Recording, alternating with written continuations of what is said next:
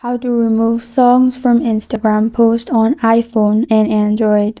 Hi everyone, it's Sophia to assist you today. Without any delay, let's jump right in. First, open Instagram, log into your account, then go to your profile where your post is located. Simply click on the post you want to delete songs. Then click on three dots.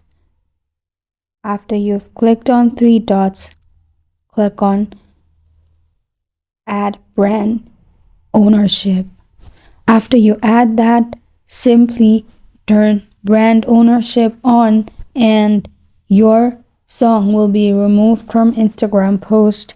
That option is not available on my version. It may be available on your version. This is how to remove songs from Instagram post on iPhone and Android. Thank you for joining me today. If this video helps you out, please leave a like and subscribe for more. Got a question or want to suggest a topic? Comment below.